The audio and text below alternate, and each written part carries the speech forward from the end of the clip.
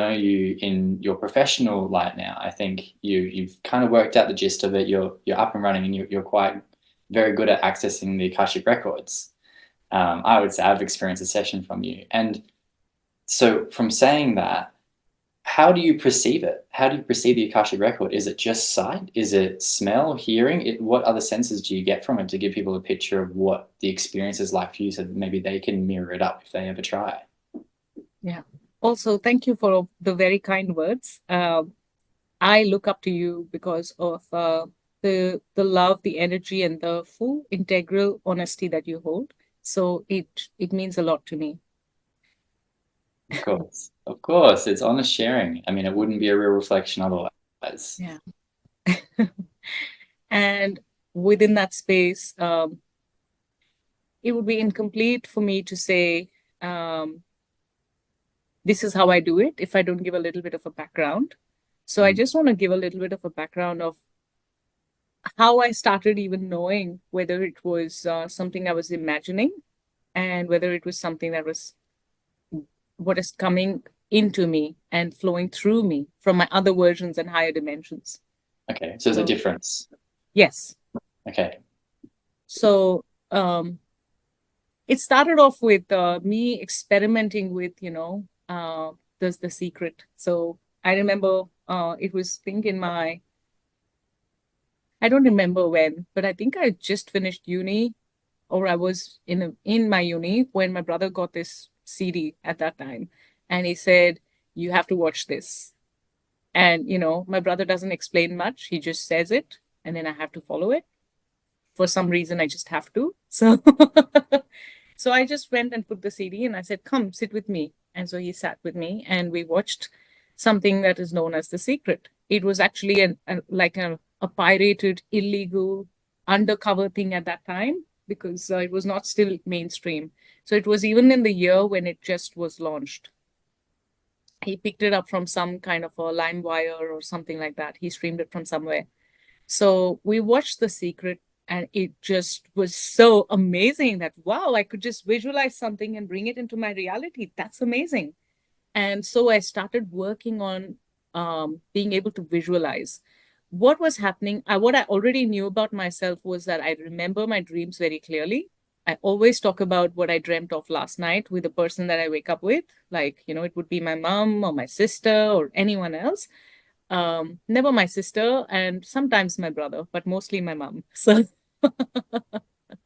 So when I would do that, um, I have a kind of way to know that that's my dream and that was happening because there's a sight and there's a feeling within that dream experience.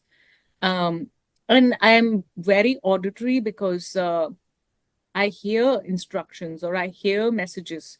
So it didn't really, everything didn't come together just yet. Everything was happening in its own way, in very organic ways. And I would hear messages and I would talk to myself. Those days I was saying that I was talking to myself.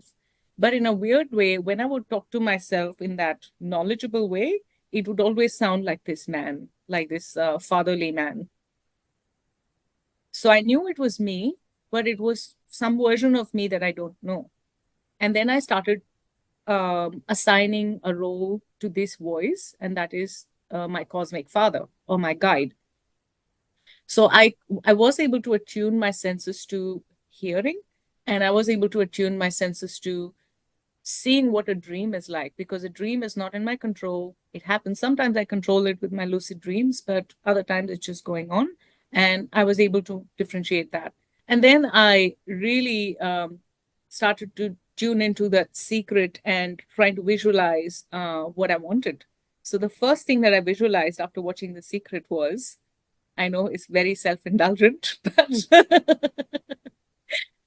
I imagined 1,000 people watching me sing a song of my own composition on stage with spotlight on Mhm. me.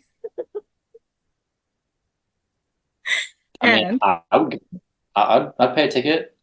yeah, well, I wrote a song. I mean, I do write songs and I have had my own band. So my song was, and I'm also a theater artist. That's another side. Okay. So some other time we'll uncover that. So within that space, I had written a song called, to base and match the vision that I had.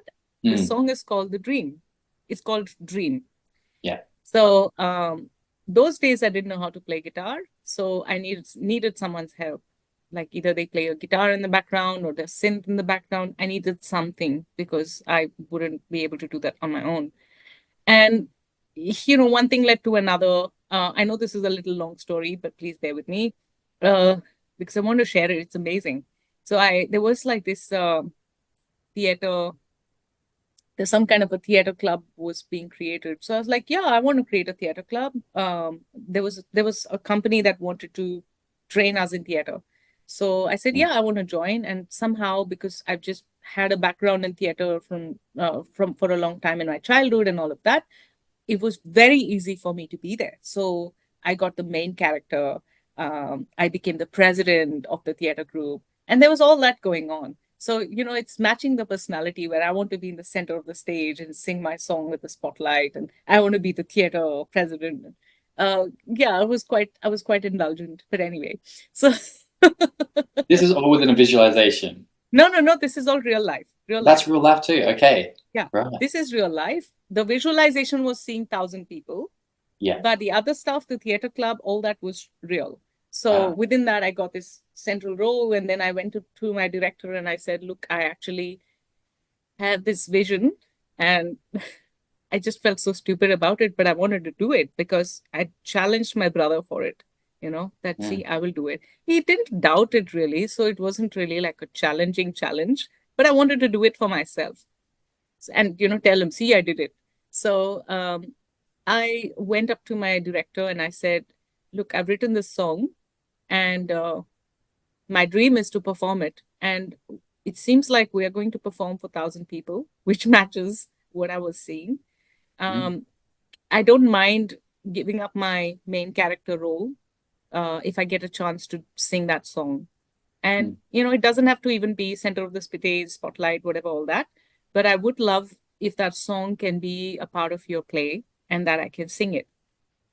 And he smiled and he said, you can do both.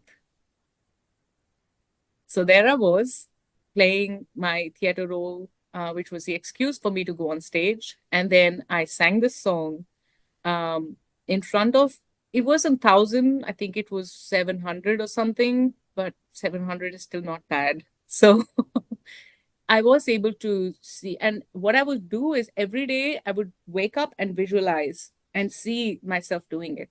And it was literally like I knew what clothes I'm wearing, what the audience is like, what the sound is like, lighting is like, everything.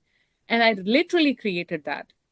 And I started enjoying that. So I started doing that a lot. So I would just see it, visualize it, and just focus my attention to creating that. No doubts, nothing, just creating that. And it would happen. I played with that for a while and then I started getting bored because like now what do you do? Like, okay, you can think, imagine and do it, but I want life to play with me. I just don't want to be the only player or the only creator in my life. I want co-creators with me. So that's when I started going on these meditative journeys. And also, when my breakup thing was going on, I really wanted to go within and find solutions. So that's when I started having dreams that would continue, every night and show me more information every night. So they were having like a nature of their own and a story of their own, a consciousness of their own, which was different from how I wanted it to be, which was what I would do in my visualizations. So that helped me differentiate what is a vision and what is my visualization.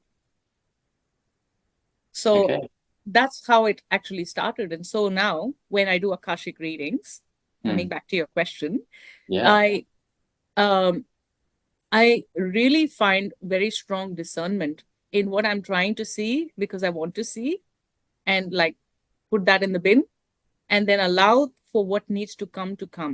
And sometimes, I don't put any pressure on seeing it because I fully accept that there might be days when I sit with my client and nothing comes and I see nothing or feel nothing and hear nothing. That is okay. Or know nothing. That's okay. So when I am in that space, whatever comes, I just relay it. because I don't have any identity attached to what is coming through. Yeah. So that's really how I see Akashic and experience Akashic records. So I just relay the experience. So sometimes I'm feeling, seeing, and knowing and hearing. So it can be all my senses working together. And it's interesting, like sometimes when I go into certain star systems, I feel cold. And some star systems, I feel hot. So Yeah. I pause the recording, go and switch off the AC or switch it on or get a blanket. So it's kind of like my senses become quite attuned to everything and all the information that's coming through. Okay. Amazing.